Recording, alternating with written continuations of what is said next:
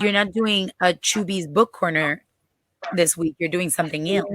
Yes, I am doing 411 with Chubby. And what does that mean? This is information, links, organizations that deals with the topic, you know, that could potentially help. For this topic, there are no books out there that's gonna help. So I have several links that I will post right now at the bottom so you guys can see them, and I will explain each of them. But I feel like they're helpful. Doing my research that I found, I thought they were helpful. So, That any what books you that said? you had it, that it's not, there are books out there, but not books that you had read that you could, you know, put behind, like put your name behind it, that it talks about consent in a way that would be helpful. Right. Yeah, I don't think there will be. So like for this one, the one of the links is called Rain, which I will actually, it's just rain.org, I believe it is. Yeah. But this one is the National Sexual Assault Hotline. It's confidential and it's a 24/7 line that you could call. Also, it's 800-656-HOPE, and they provide services for you, which in all aspects. Also, I found them and I thought they were helpful when I went to their online, and I was like, it was easy for you to find the information. It's explanatory basically. So I thought that link would be helpful for everybody. And not all the links are only about sexual consent. Some of them are about consent and different types of consent observed in organizations to be aware of. Like another one that I found, which is the second one you guys see there, amft.org. That one is the American Association for Marriage and Family Therapy. So Ooh. they deal with child sexual abuse, exploitation, high risk, the sexual behavior prevention, treatment programs also, for the family, and so they could talk, and see how they could overcome whatever traumas they have. And so I thought that this link was also very helpful because it deals with the family dynamic, and not just one side of the. Mm. Third link you guys see there, nctsn.org. That one is the National Child Traumatic Stress Network for kids. They deal primarily for the kids, and it helps with the parents and what parents need to know about sexual abuse. So the parents can actually be more helpful towards your child. Whatever happened to them, they're able to learn more about it and see what ways they could help.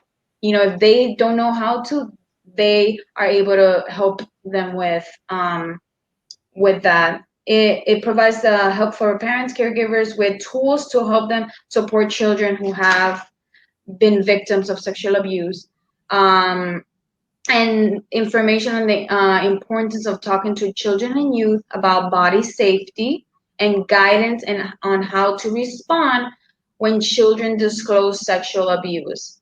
So I Oh, thought it was very helpful because some parents don't know how to they they're don't know just how to. Right. Fourth one, I believe, is called stopitnow.org. Teach about consent and how that looks like and how that is. They have resources and support for adults who experience sexual abuse as children. So now you're an adult, so now it takes that into your adulthood. So now you're able to get further help. Therapy works, guys. So you can find a therapist that sexual abuse and rape, and that could walk you through all of this as well. And then the last link is the one you sent me, privacysense.net, different types consent. Can you elaborate a little bit more on that one? It focuses on 3 different types of consent that are observed in the workplace: implicit, explicit, and opt out. What I think was the third one. Kind of gives you an idea of what to look for in your contracts or in your workplace environment when giving consent, primarily on projects, about use of ideas, concepts, or your image, things like that, verbiage that you want to look at. Definitely something to visit. So if there are any links out there that you guys think are helpful, send it our way. Or if you did find a book, you do know of a book. Oh, yes, or a book. Yes, or a book that is actually helpful and actually life changing. Because I'm sorry, there are books that I read out there that it's in print, but it's such a waste of a It's like print. it's glorifying the lack of consent. Right. And I would not recommend any of that to you guys, because if I don't believe it myself, I'm not gonna sit here and be like, oh yeah, here we go. Like Vanessa said earlier, we're not gonna stand behind a product if we don't believe in it. And to me, education, reading, it's something I value. So I'm not gonna sit here and pretend, oh yeah, I found Agree. this. Right, and share with you guys when I didn't. I spent so much time looking and looking and looking, but nothing was sticking to me. And I know that all these organizations, there are way more, obviously, way more organizations out there, and that deals with this, and also the LGBTQ, they also there should I'm gonna post a couple of links I found on that, which I didn't mention. Apologize for that. But they, because rape, and it's obvious, it's everybody, in all walks of life. It doesn't matter who you are. It just happens. So, but there are different organizations that deal with it differently for particular situations. So I'll put those links at the bottom as well. So would be I think the most immediate way of getting information on these kinds of things is through links and articles online, because it's at our fingertips. right. Right? Any computer. And But it's yeah, easily shareable that way as well. So I appreciate those links. 411 with Chubby. and the fact that didn't grow up with half of the things we see today. We didn't. But times have changed too and become worse. Assault and rape has been happening forever, but it's now everything's coming to light. Like you said, we have the interwebs, we have the media to shed light on this. So, and now it's being talked to more. And before it's like todo calladito, So you to can't. be ignorant on it is to be complicit. It, I agree. Yeah. So now that we have these resources, for children, because you don't want a world full of adults that haven't worked through their traumas, and I feel like the fact that there is help now, Yeah. it's hopefully a better future. Hopefully. I totally agree. I mean, there's resources, and part of the conversations that are happening is allowing for adults and children as they grow to know that they have a place to go, that they can get help without being judged or fearing that they will be prosecuted.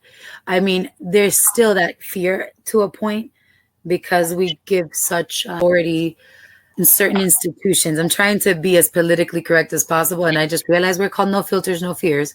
Sometimes we give a lot of authority police institutions to make choices without really going through the full spectrum of of what these allegations of rape and sexual assault are. They get dismissed too easily still to this day. But I'm happy to see that there is more conversation, more awareness, that validity is being given to the Me Too movement and recognition that men and trans men and women also have fallen, subject to sexual abuse and rape. So I'm glad to see that those conversations are happening. But absolutely, if you don't read these articles and try to better yourself in your understanding of how to properly ask for consent, and communicate with your friends, your partners, or even strangers, we fall into the trap of repeating histories and being complicit in perpetuating certain actions and language that don't serve us anymore. I was gonna say was that it takes that one uncomfortable conversation, read those uncomfortable articles. Like I've sat and read articles of heinous crimes being done to people. Yes, I'm sobbing through them as I'm reading them, but I have to. We have to, because this is a realization of what's happening. Absolutely. I'm so glad that you said that. I the other day, because it makes me feel I'm not the only one out there feeling that way. The other day I had a conversation with someone. I've been watching a lot of documentaries on multiple things, but in particular, the two documentaries have been about the experience of those in the transgender community. And I sobbed so hard watching both of them. And it was because, and we mentioned this in every episode, things resonated with me. I am not trans, but certain experiences resonated with me. And because those parts resonated, the rest of their experience that I could never understand fully or experience made me feel and made me cry and made me sad. And I was talking to a friend, and the comment was like, and it was a very valid, very useful piece of advice, like maybe pull back, and don't, and give yourself time to heal and assimilate that information. And if I was really feeling bogged down by it, maybe I would have. But I feel that to a point, it's important to feel that sadness, even if it's not yours. It's important to shed those tears of empathy. And like you're saying, to sit in that uncomfortable moment, to read those uncomfortable articles. It's important because what I feel has happened is that we've allowed ourselves to become complacent in certain things that happen in the world around us.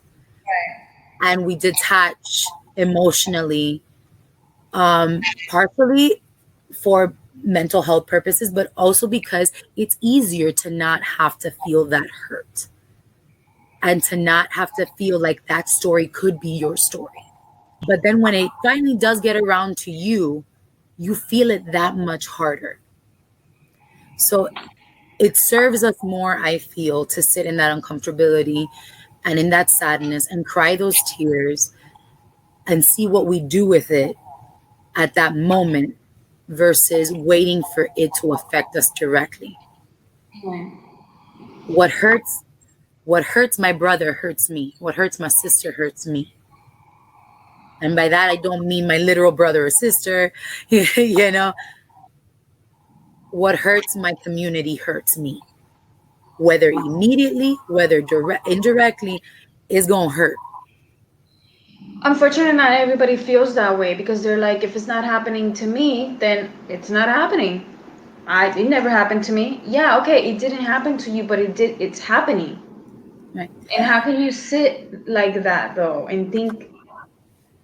And I think a lot of that popped up right now during the Black Lives Matter rising up again, where to a point sometimes it makes us feel, yes, overwhelmed, but also like, what can I do when there's plenty of that one can do and in different ways, but you feel inconsequential in the grand scheme of things when really you're not.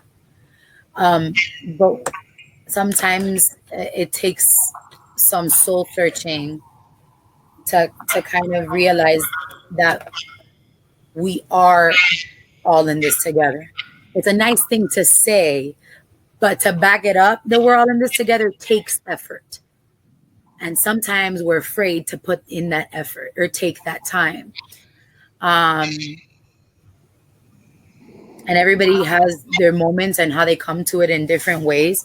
So I'm not trying to sound judgy pants or point fingers, but we have been kind of conditioned to be in that bubble if it's not affecting me. And I don't think we can afford that anymore, because even though it's not directly your situation, the person in that situation may or may not be able to rise above it without the assistance of someone outside that situation. Right. So it is our job.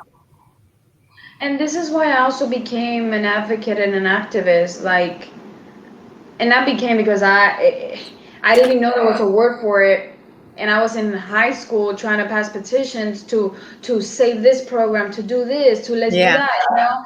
But obviously, as I grew older and I realized, wait, there's a title for that, activist, advocate. It's in your nature. It came. I do it because it needs to be done. If not you, then who? Then I am gonna. You don't want to do it? That's fine. Don't do it. I'll do it for the both of us. But then you'll see how this is that how what we're doing, all the activists and advocates in the world, it's affecting you and it's working out for everybody because we need these uncomfortable conversations, you know. And I am damn freaking proud that we're doing this podcast for that reason too. Yeah. Yes, we may cry every time we do a podcast, and it but we have to. Yeah. I just wouldn't like to see us all become a nation that is more focused on the problems than on finding a solution. That is more focused on the fact is history, and not all of it is good and pretty, and not all of it is bad. But it is history, and that can't be changed. What is born from it, what is grown from it, that's what we can do something about. Right. And I just hope that we become a people, because I don't think it's even just the United States. I think it's a global thing, a collective consciousness, if you will. My favorite word. Uh, a people that focus on only the problems that have been, the problems that exist. Yes, mention them, but do something about it. Be able to also provide the solution, because you know what the problem has been, because you know what the history has been. Don't set your mind on repeating it by repeating actions from those experiences. I would like us to focus on solutions and on compassion and on progress. True, but you know what hurts me the most, that people focus en la vida de tal fulano, de que, and they judge other people. And I'm like, you're gonna waste this valuable mind in the fact that you're able to do something on your neighbor because one is sleeping with whoever. Like, can we come together, like you said, in better society, and come together for the actual causes, that are problems that are out there. Yeah, This is what town hall meetings should be a thing again. yeah. It took my student 13. Do you remember what I told you, how we came to the whole conversation about like having that topic about children are listening? It was my student, a 13-year-old girl, saying that another way that quarantine has affected her is seeing all the nonsense that happens on social media amongst adults, focusing on shit that doesn't matter. I'm gonna say town hall meetings, you know what they are, right? Like when the town gets together, Yeah. the whole entire town and get that should be a thing. I don't know if it's a thing. It's not a thing where I live. They should literally do it. You know why? Because we could address the problems that are happening in the community, and we could talk about them and come together and see what we could do to make everything better instead of pensando en el tal fulano and nonsense like you said. if a 13-year-old has the mind to want to put her energy to something better, what makes you think that you as a grown ass adult can't? About like whether there is or not town hall and things meeting, they don't make it very accessible to the general public. Like you really got to go looking for it and want to know what it is and where it is. But Right. those are things that should be readily available to the population, right? What time, what day is that on? I Because know for it sounds example, Coral Gables is very good about that. Coral Gables is very good about like in everything announcing when their city hall meetings are being held and come to their residents, and their residents are very involved. Critican Coral Gables, but they, for all intents and purposes, and if you want your voice and a different thing to be heard, then show up. Show up. I think that's another thing. The showing up. We just gotta show up for one another. literally, if you care for something, do that. Why the people that know me and they know that I've been to so many marches and to so many of them, they know that I'm not just there to for face. It's literally just because I care. We want to help, Mm-hmm. you know. And yes, I probably have missed one march or two, but that doesn't mean that I wasn't doing work behind. Preach. I can relate to that. And it's not about, oh, I'm better than you, or oh, it's not that, guys. It's that you care for something, you do something.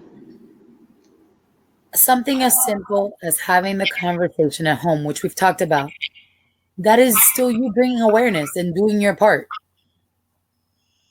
But sometimes we're afraid to have those conversations because there's never a right time for certain conversations, right? You don't want to mess up the vibe in the room, but you totally can. If there really is comfortability and there really is love and you're coming from a place of love, uncomfortable conversations don't have to be that uncomfortable. I think we've placed this idea that confrontation, right, or discussion is negative. It doesn't have to be.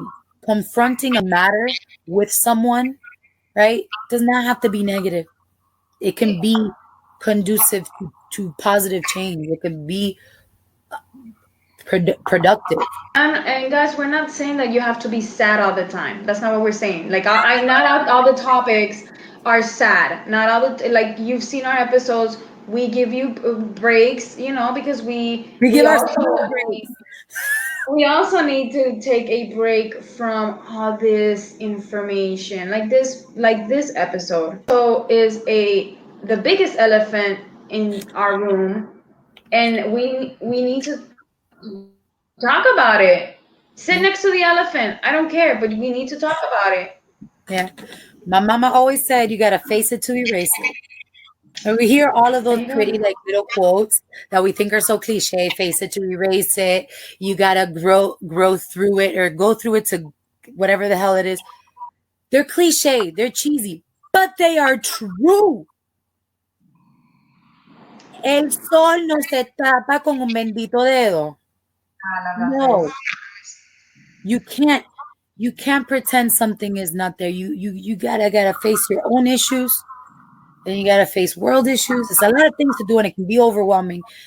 No one is pushing you or rushing you to go through a phase that you're not ready for, but to definitely awaken yourself to the possibility that your experience and the experience of those after us can be different.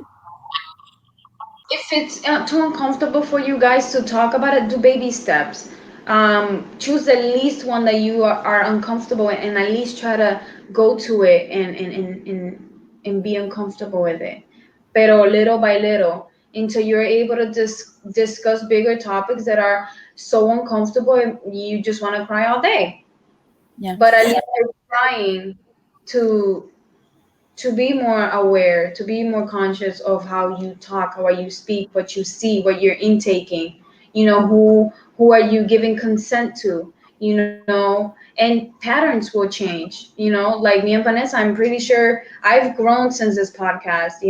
Because there's a lot of things I'm like, oh wait, wow. Like even when we talked about consent earlier about my photography in a way that I've never thought about it before. We will grow together. Yes, another cliche one.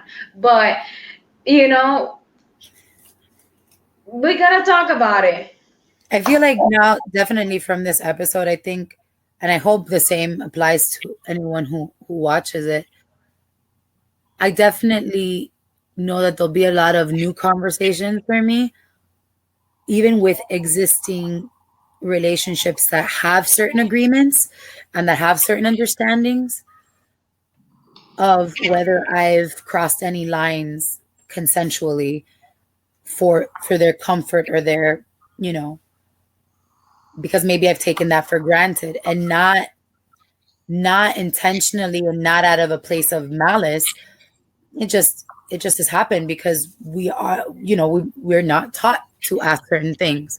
I now learned something that was so wow to me that I would love to adopt. Can I give you a compliment? Are you okay with that? So I definitely foresee a lot of those conversations happening, and not in a weird, awkward, uncomfortable way. Just, I've been talking about this. We did a podcast about it. This happened to me. How do you feel about it now? It doesn't have to be weird. Right. We should be able to talk to each other about crazy stuff without feeling that the other person is going to be put off. And if they automatically run, then that's a sign in and of itself. In it, that does not the person, like, doesn't make them a bad person. It's just maybe not the kind of, situation that you needed to be in. They weren't the right person. Certain topics that you can't just talk to the person Right. about. So And it and it's okay. and you just know that and you don't touch that base. But if it makes them run off de una, like, look, if the Hamilton thing would have made should we shut down all no filters, no fears projects from here to the future, I would have been like, oh, dodge that bullet. If Right, that because trivial thing was more important than everything that we've lived together up until now, I would have been like, listen, I'm real glad we didn't keep going, you know, because that was right. hard. I'm glad that happened because it's such a good example for things. I mean, it is, and the thing is that obviously I didn't tell you because I know you care for it so much. But as a person that you are, that I know you to be, I know you wouldn't be like, I Chewy, I can't be your friend anymore because you don't like Hamilton. All right, I would have been like, I didn't lose anything then if that's how you feel, because it's like you said, it's trivial. But I also didn't bring it up to you because it wasn't important. Right. Now, if you were It's to one of ask, those things that you weren't keeping something from me, like, right, but it right. came up so many times that you're like, by the way, since we're going to keep talking about it, just know, which I appreciate that. And I appreciate that in all of my relationships. Like, if a particular topic keeps coming up and you're just not good with it, it helps me know where you're at, Mhm. right? Ni fu ni fa. Like, okay, we don't talk about it. There's a zillion other things that we can discuss. A million other musicals, to be. I was just about to say, I'm like, there's plenty of other musicals that we could talk about because I like musicals. Like, me and my mom will watch musicals all the time, and like, Grease is my favorite You like Grease? movie. Yes, it's my favorite movie of all times of life and life and life and life. I love And, it. I've seen Grease, in the musical Grease, and um, yeah. So talking about musicals, what about Music Mondays with Vanny? What happened with that? Damn, you did a really good transition to Music Mondays. Like that way. Yeah, Music Mondays with Bonnie. So, sometimes for like heavier topics like this, like consent, um, you wonder if it's appropriate to do a playlist and what will go on said playlist. Um, for particular heavy topics, I don't ever want to emphasize the hurt, right, or the trigger. So for something like this, I wasn't going to make it about those negative experiences. But I was able to find some great songs. Actually, Chubby introduced me to a phenomenal freaking song and a great artist because the rest of her music is great. La Muchacha. That La Muchacha translates to the girl, but that's her name, La Muchacha. La That's Muchacha, the artist's name. Chubby discovered this song called No Me Toques Mal, Don't Touch Me Bad, which, hello, how perfect. But she approaches it with a really cool beat or whatever, but the lyrics are fuego. She spits serious truth. Do you have a little clip for it? Like, can we put the song out now? I have it on our playlist. She's a Colombian artist. I love her. She's so sweet. Look at that guitar.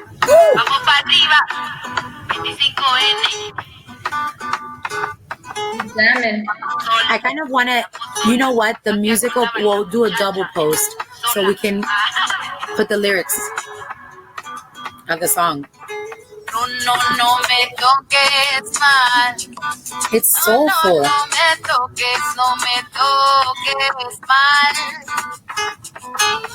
No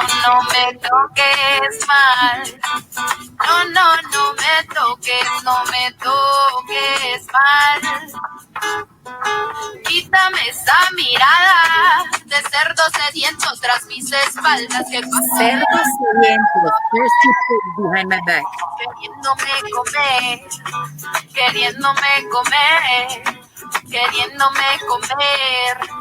queriendo y no me toques mal. I dig it. And the lyrics towards the end of the song are really what I was like, oh, she better say that. Ooh. Huh? I said, yeah, me too. Yeah. And I mean, we got all different sorts of genres as usual. And we have on there Aretha Franklin. We've got Anthony Hamilton, which is an awesome R&B artist. I love him. Selena Gomez is on there. Yeah, For I all put my that. lovers. Some Beyonce. Alicia Keys. There's also this other group, this one right here, that's very little known. It's in Portuguese. So we actually have some Portuguese on the playlist this time. Mamita Peyote. That's the name of the band? What's it called? It's very like, it has a reggae vibe. I dig it. But it's called Consentimiento.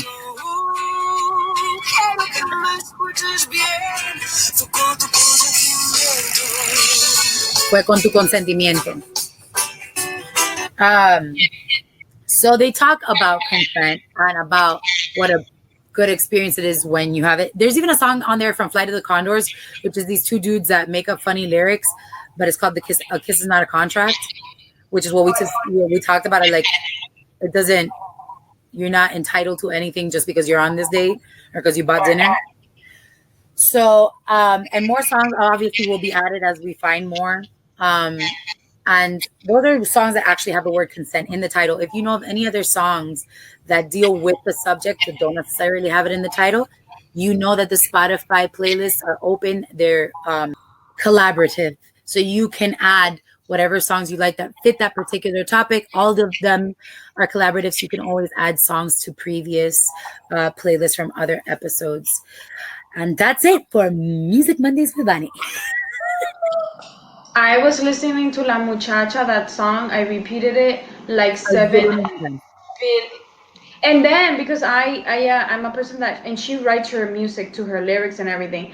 I love lyrics, so I went and studied the song and heard it over and over and over and over, and just because I wanted to make sure that the words that I was listening to. Then there was this phrase, soy una bruja rebelde que ya no se traga el olvido. Hello. That's part of the song. And I was like, wow. You know, because in to me, that means like I'm not gonna stop talking about it, you know, que me trago el olvido. Like I'm gonna swallow the past and not talk about it, but I'm going to. I'm not gonna do that anymore. And that's what that lyric right there it spoke to me, because I was like, damn, Skippy, we're not gonna, you know, yeah, it's okay to heal from your past, but that doesn't mean that you cannot talk about it anymore and be like, oh, se acabó and that's it, and not bring awareness to it. So very powerful lyrics, guys. And Very. this song, I want to listen to her. And the Flight of the Conchords song is a little bit funnier take on it because they are silly dudes, but it's very serious because they're talking about how, consent of a man, right? Which is something we rarely hear about.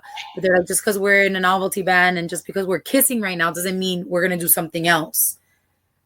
Because men can say no too, y'all. I found a video on YouTube, I'm sorry, from the Me Too movement of men talking about it. I sent you the link. Yes, you did. And I could not finish watching the video because obviously it's very heavy. But the fact that there were men talking about it, patriarchy and all, about how they behave and how they've noticed, even comedians were on the table too. They were retrospecting things like, oh, I remember making jokes like that, and wow, and them saying how they have done, and the people that they know that are friends, but they're good people that have done this, and it's like, it opened my mind to a different perspective, because I haven't seen any men actually sit there and own up to their shit. Man can post that. So I will be putting the link in the description because you guys need to watch it.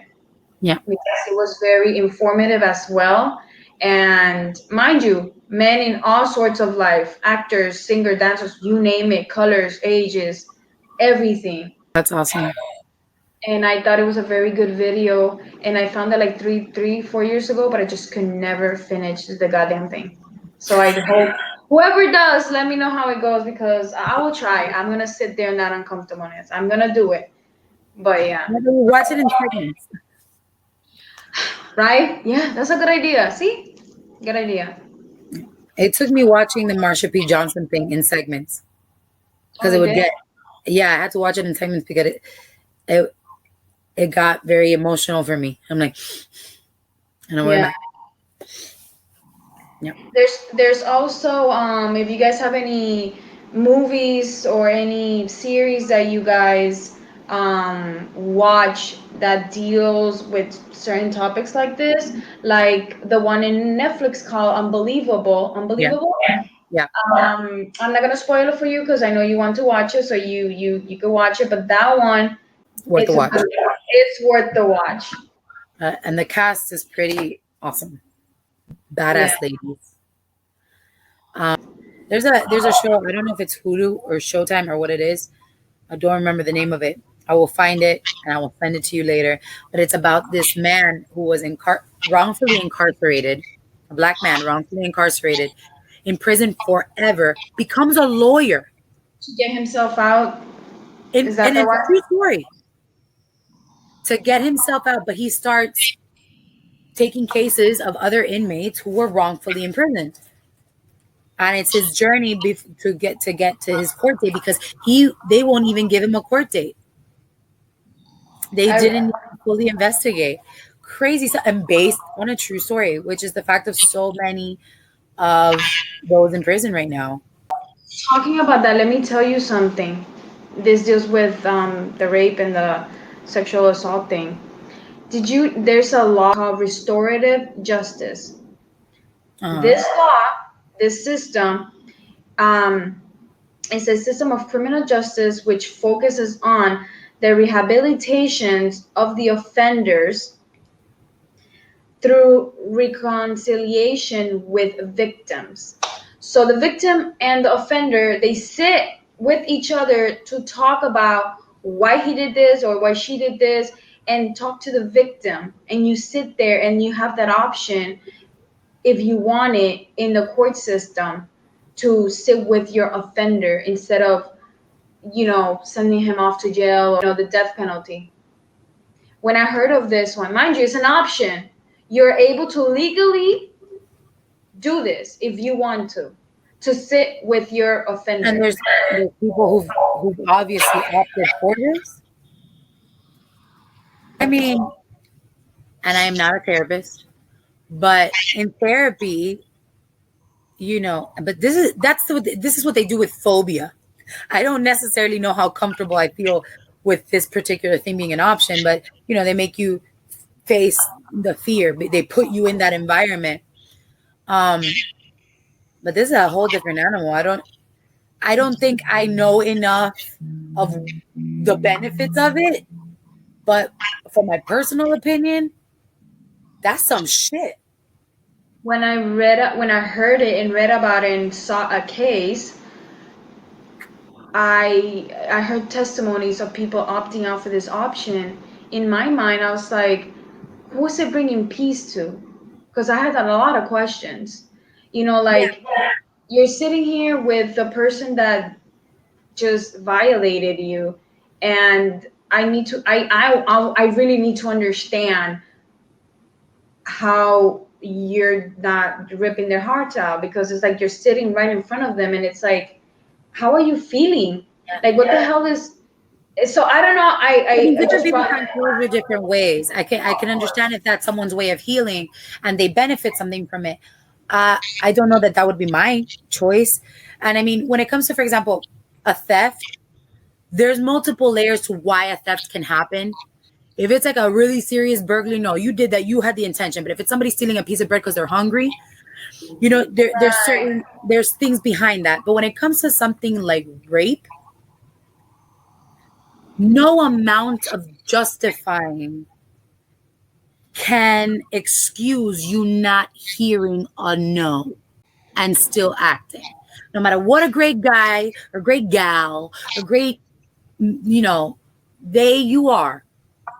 You ignored a person's no. You took advantage of someone's, physical weakness at that moment, right? You know better. There is no, they didn't know better. I don't believe that when it comes to rape. I mean, there is the situations where it's like individuals on the spectrum that have certain mental disabilities that they act sexually, right? And they don't understand the thought process behind it. They just act. But still, it's not excusable. It still requires, in my opinion, to be dealt with, and they should be held accountable regardless. But specifically for the people que están completamente cuerda, that they are of their right mind, and no, there's no excuse. There's only an apology. And the abuser's choice, the person abused, they have, if they want to forgive for their own sake, absolutely. But there's no, for something like rape. Do you remember the law, or whatever the court system wants to call it, called the gay panic defense? Yes, I have heard this. It is the most absurd shit ever. It is unbelievable to me. Oh wait, to those who don't know, the gay panic defense is a legal strategy in which a defendant claims they acted in a state of violence, temporary insanity, committing assault or murder because of unwanted same-sex sexual advances. So yeah, so when I read this, that you literally could say, oh, I get it. And you're in the trans community, and then all of a sudden you're going on a date, you don't realize that this person hasn't told you that they're trans yet. That does not fucking give you the right to use your homophobia and claim gay panic defense and murder them. You can get upset. Right. I'm getting upset, and how could you not tell me this and walk the fuck away? But to murder them? But to get to the point of beating them senseless into unconsciousness or killing them, that is to me, it automatically is intent. Like, I don't. The Laramie Project was a play based on a true story of a boy who was at a bar, gay, openly gay. They all knew it, but these straight men took him, tied him to a fence, beat the crap out of him, tied him to a fence, and left him there to die. There's no need. Those are acts of hate. They're not acts of Panic defense. There's no. You can panic. I mean, panic, but panic without putting your hands on somebody. Right. What does panic look like to you? I don't know what to do, and you won. I don't know what to do. Not. Like, I kill you. Like, I don't. Like, I understand the person didn't consent to be in a date with who he thought the person was. I understand that. But it does not give you the right. When this information is being disclosed to you and they're telling you this, you're going to go on a killing spree and just, what? Yeah, no. So anyway, I will put all these laws things in the description so you guys could get more informed about it. How the legal system sucks. Pretty much. I mean, I do appreciate that there's a lot of things that protect rights and people, but there's so many intricacies and loopholes. Right. That and there's so many things that get ignored because it doesn't benefit a particular party. You know what I mean? That it makes me uncomfortable. I don't want there to not be laws. Right, I want there to be all-inclusive laws. And like you said earlier, there are some laws that are so old and outdated that they do not need to even be here still. Or yeah. And if they are here, can you change it to fit these times right now? Because they're old. So we've talked about consent, it's many different ways: sexual, workplace, etc. I think most of it that we agreed with is that conversation and consideration for another human being. You're not the only one in the room, in the space, in the moment. Someone else's feelings and needs also count. I just hope that you guys are mindful of what you say, how you say it, who and whatever you're addressing to, and respect each other. Yeah. Reading is essential. Do it. Always. You don't know something, ask questions. You want to talk to somebody about somebody, do it. You're afraid of something, baby steps, because I know it's easy for everybody. But there's resources. Remember, the interwebs exist for a reason. We are in a time where we could get the information for free. Yeah. And it doesn't take much to be compassionate, to be kind, to be considerate or understanding of someone else. In the end, if it's for the seeking of a benefit, in the end, all of those things do benefit us. And I hope you guys go to the playlist, check out the links that Chubby shared in the 411. And we'll see you next Monday.